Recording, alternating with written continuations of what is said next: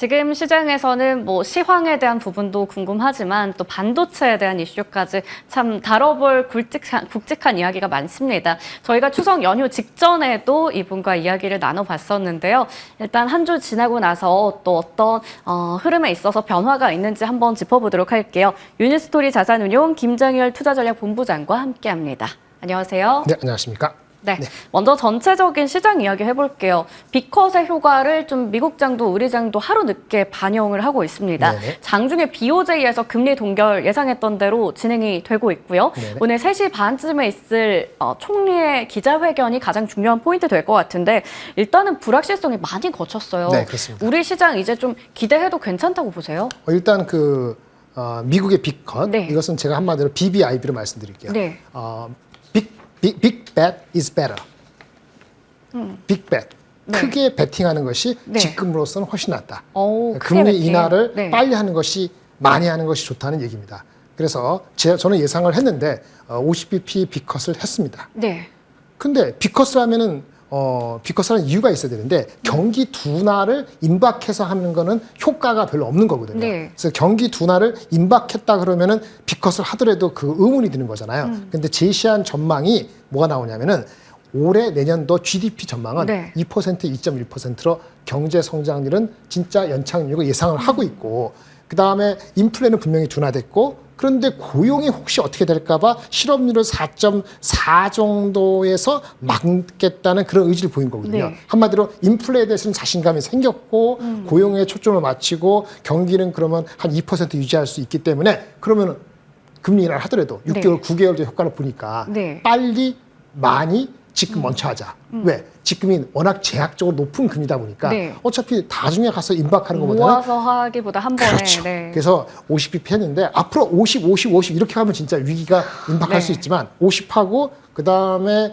점도표에서 하다시피 네. 25. 네. 올해 4.4% 금리. 내년에 한 번 또 매 분기마다 하면은 예를 들어서 3.4까지 내려가는 이 정도면은 아마 그렇게 하면서 경제를 2% 유지한다면 연착륙이라는 좁은 길이라고 생각되는 것이 현실화될 수도 있다는 페드의 입장이고요. 그런 가능성에 대해서 현재로서는 그게 아니다라고 얘기할 게 없어요. 네. 그래서 결론은 빅벳은 시장을 위해서는 현재로서는 더 좋은 얘기다. 이렇게 말씀을 드릴 수 있으니까 이거 빅벳이 아닌 25bp보다는 한국도 좋은 거죠. 네. 다만 일본이나 미국 주식보다 못 가는 이유는 여러 가지가 섞여 있기 때문에 네. 그 이유가 있는 것입니다. 아, 네. 확실히 그 글로벌 증시 대비해서 뭔가 아쉬움이 남는 건 어쩔 수가 없었는데 여러 가지 이유가 있다 말씀해 주셨어요. 그러면 그 이유 이제 하나씩 뜯어볼 텐데 가장 중요한 게 지수 기여도가 높은 게 반도체 섹터, 네. IT 투톱입니다. 이쪽이 아무래도 모건 스탠리 쪽에 보고서 영향을 좀 크게 받았어요. 네. 어제 뭐 삼성전자 신저가 기록했고 SK 하이닉스 10% 급락 장중에 보여줬잖아요. 네네. 그 반도체 겨울 또 들고 나왔습니다. 하이닉스 목표 주가는 특히나 거의 반토막까지 내려잡았단 말이에요. 네네. 어떤 부분 문제 삼는 건지가 너무 궁금한 게 네. 전체적인 메모리 반도체 업황에 대한 이야기도 있지만 사실 그동안 HBM, AI로 너무 잘 갔었는데 그것도 이제 문제인 거예요? 네. 일단은 리포트 상으로 나와 있는 이익의 전망이 네. 내년도가 한 22조 정도예요. 근데 시장의 그 애널리스트의 컨센서스는 한 36조 네. 되니까 높은 건 40몇 조도 있습니다. 그러니까 엄청난 거죠. 그런데 30몇 조가 아니고 22조라는 거 때문에 약간 EPS 나오는 22,000원 네. 거 때문에 주가가 12만 원까지 가야 되는 거는 또는 그렇게 갈 수 있다고 겁은 내지 않을 겁니다. 네. 퀘스천은 뭐냐면 25년이 22,000원. 그러니까 금액으로 따라서 20조 정도 네. 넘는 숫자인데 컨센서스보다 10조 이상 낮다 그랬잖아요. 네. 근데 문제는 그 다음에 내후년도 전망을 10분의 1 토막 냈어요. 이익률이 2, 3%밖에 안 나온다는 얘기거든요. 네. 이런 예측을 했기 때문에 소수라층에 놀란 거지요. 이거에 대한 결론은 26년이 이렇게 될 가능성은 저는 거의 없다고 봅니다. 일단, 그래서 이거는 결론부터 말씀드리면요. 네. 이 모건이라는 그쪽에서 어차피 25년은 악유가 좀 되더라도 26년 아무도 모른다 이거죠. 네. 자기의 논리를 짜맞추기 위해서 26년 포캐스트를 말도 안 되게 낮췄기 때문에 너무나 지나치게 비관적이거나 자기의 결과가 딱 보이고 거기에 짜맞춘 거다라고 저는 타당한 의심을 해봅니다. 하나 들어가 볼게요. 첫 번째, 여기서 첫 번째 말씀드리는 것이 네. 그 HBM의 오버서플라이를 얘기했어요.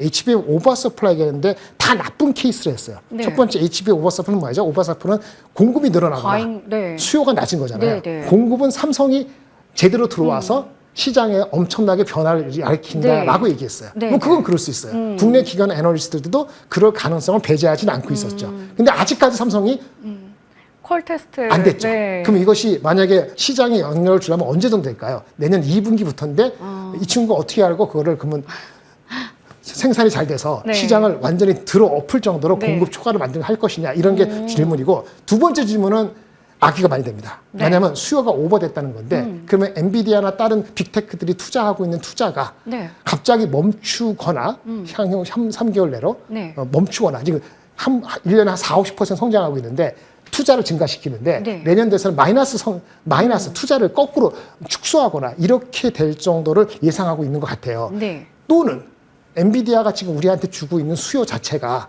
그 자체가 부풀려진 거다. 어디서 공급을 받을지 모르니까 네. 이런 상상을 한 거거든요. 그러니까 수요는 수요대로 엄청나게 깎고 네. 공급은 아직 일어나지 않은 가능성을 최대한 하고 최근에 하이닉스는 지금 이일드가 수율이 60% 50% 후반까지 나오고 있는 게 하는데 네. 삼성전자가 지금 안 되고 있는 게 30% 될까 말까 하는 수율인데 네. 콜도 안 되게 갑자기 내년에 하이닉스 못지않게 물량이 나오고 근데 수요는 갑자기 이제 50% 성장하던 게 마이너스 10% 되고 이런 네. 컴비네이션을 하지 않으나 그런 공급 초과가 나타난다고 보는 것은 과도합니다. 네. 두 번째는 뭐냐면 지금 올해 연말 내년 네. 초사에는 이 HBM의 캐즘이 나올 수도 있어요. 뭐냐면 클라우드 빅 서비스를 하다가 온 디바이스, 휴대폰이나 PC로 들어가는 AI가 지금 바로 안 나오고 있잖아요. 그것 때문에 올 연말 내년 초에는 그게 약간 수요가 캐즘 비슷하게 나올 수 있는데 생각해 보세요. 1년 뒤에 온 디바이스 AI 그 다음에 그 빅텍 말고 일반 기업이라든지 이런 쪽에서 AI가 활용되는 게 지금보다는 내년도 상황이 좋아진다고 봐야 되기 때문에 수요가 캐즘을 지나다가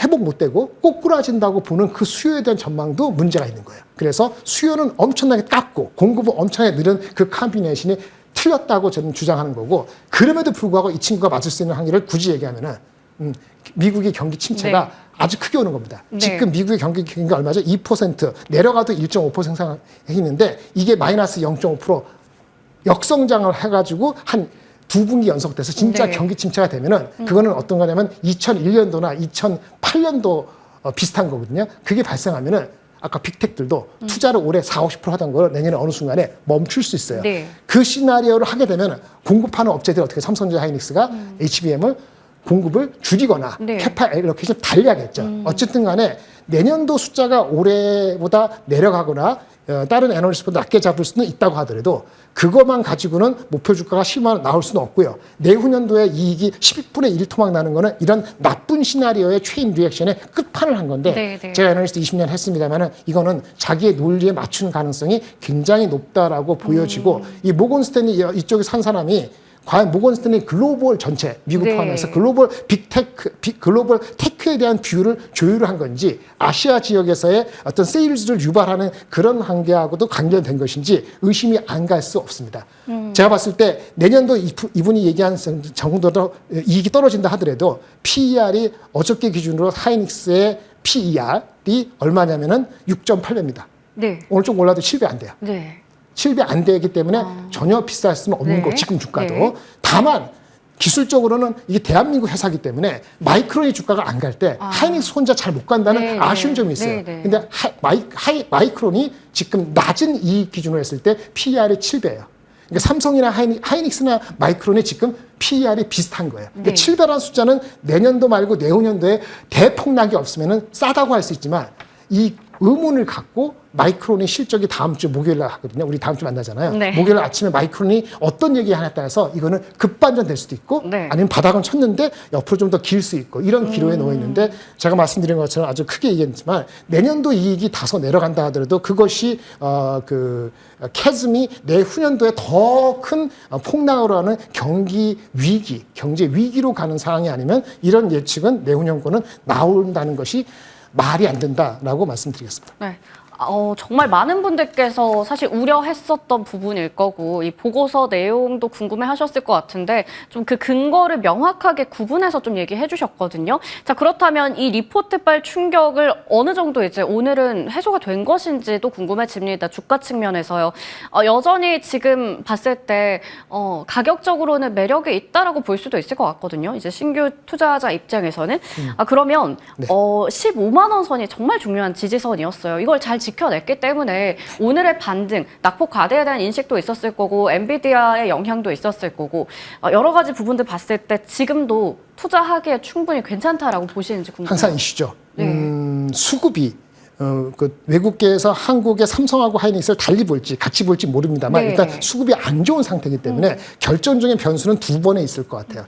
지금 만약에 저점이 지났을 수도 있다라고 얘기는 제가 드릴 수 있지만 네. 과연 오늘 사고 내일 사고 해가지고 일주일 뒤, 한 달 뒤 어떻게 될까 그런 얘기를 할 수 없는 상태예요. 왜? 수급이 네. 지금 불리하죠. 지금, 왜? 금리가 네. B컷이 되면 아까 말씀드린 네. B컷을 하면은 금리 인하의 임팩트가 더 큰 금리를 인하를 안 해줬을 때도 버틸 수 있는 큰 기업이 아니고 네. 좀 만만하지 않은 회사들이 더 오르죠. 그게 뭐예요? 제약바이오 돈 많이 들어가는 네. 거. 아니면 경기가 금리 인하로 인해서 효과가 보면은 자동차가 많이 팔리면 자동차주. 오늘 어저께도 테슬라 올라가죠. 이런 주식이 먼저 가는 거예요. 네. 그러니까 수급이 빨리 반도체로 올 것이냐는 것은 계기가 있어야 되는데 첫 번째 계기가 될 수 있는지 여부는 다음 주 목요일 아침에 나오는 마이크론 실적입니다. 네. 마이크론이 8월까지 실적을 9월 26일 날 새벽에 발표하면서 네. 그거에서 HBM 얘기하면 하이닉스 연결되는 거고 반도체 가격 예측을 해주면 삼성 하이닉스 둘 다 영향을 주는 거죠. 그때까지는 눈치 작전이 계속될 것 같고요. 그게 하나의 분기점이 될 것 같고 다음 주 금요일 아침에 와서 저에게 얘기할 때 제가 업데이트 되는 거고 궁극적으로 내년도 전망을 할 때는 애플의 온디바이스 휴대폰에 대한 전망인데 네. 그것이 10월 말까지라고 기다려야 된다고 했잖아요. 그래서 마이크론이 가장 중요하고요. 네. 그리고 삼성전자의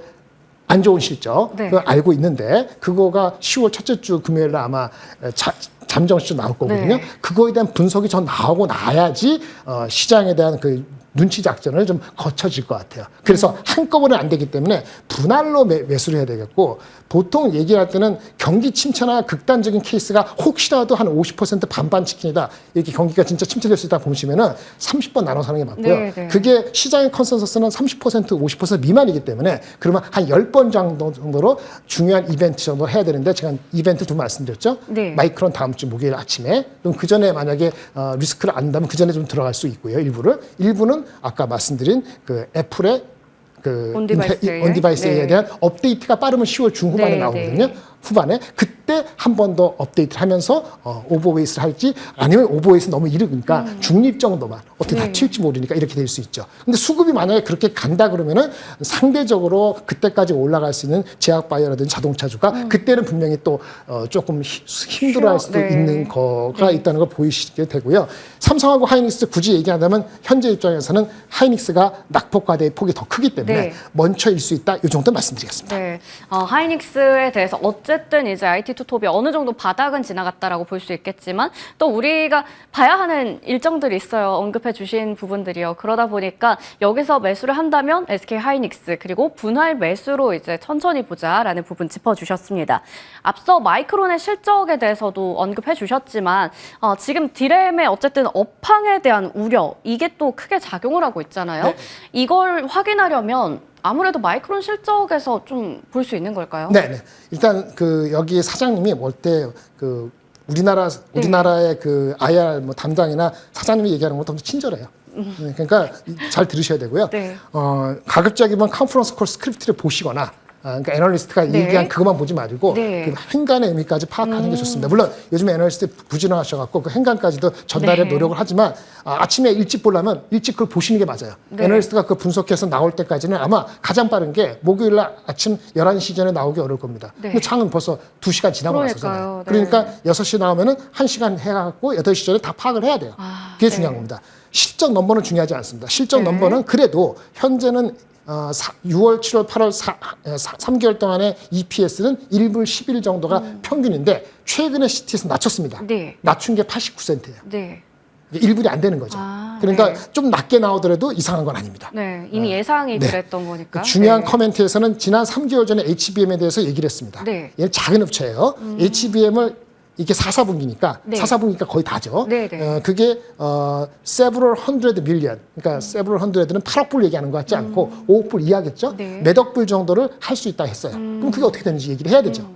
그거랑 내년도 얘네는 올해 9월부터 내년 8월까지 피스컬 이어 2025에 대해서 원래 한 수십억 불 정도는 이제 올라간다 그랬는데 거기에 어떤 뉘앙스의 변화가 있는지 HBM의 코멘트를 듣겠습니다. 그 두 네. 가지가 가장 중요합니다.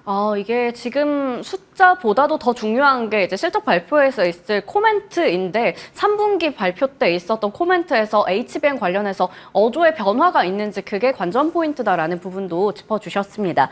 자, 그러면 마지막으로 이제 삼성전자 이야기 해볼게요. 앞서 삼성전자, SK하이닉스 비교한다면 SK하이닉스다라고 말씀해 주셨는데 삼성전자도 워낙에 또 보유자분들 많이 계시는데요. 연저점 이후의 반등이지만 한 방이 좀 부족하긴 합니다. 아웃퍼폼 하려면 어떤 조건이 필요할까요? 네, 아웃퍼폼은 크게 본인이 스스로 할 수 있는 거 3가지 하고요. 네. 외부 환경에서 2가지. 네. 뭐 이게 외국은 3개, 2개면 5개잖아요. 네. 5개 다 일어나면은 아마 주가는 8만 원 갔을 겁니다. 네.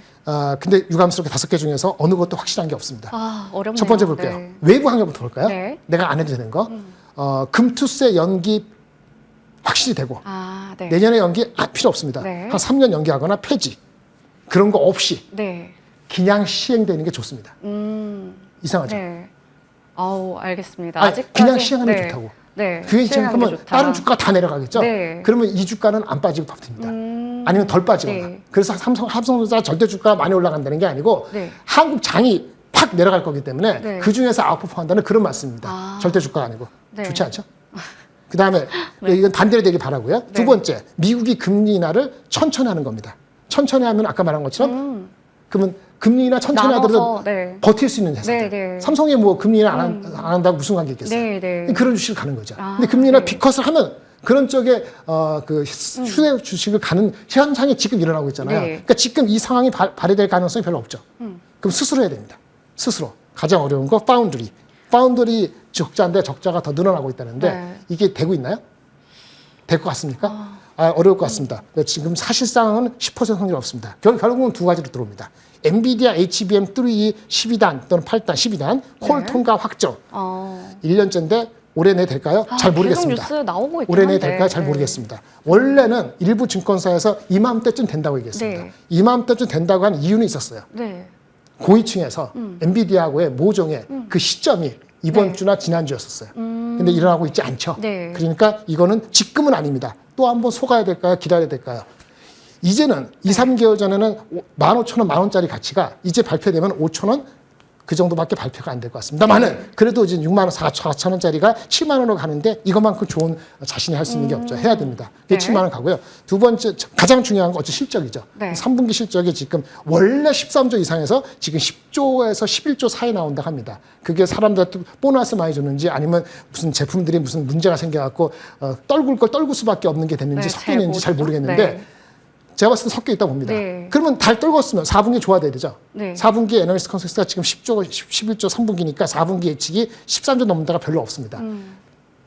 13조 이상으로 원복돼야 됩니다. 네. 아마 가장 위에 거부터 돼야 될 것 같죠. 네, 위에 두 번째 거부터 두 개. 되고 나머지 네. 거는 내가 할 수 없죠. 이렇게 되면 네.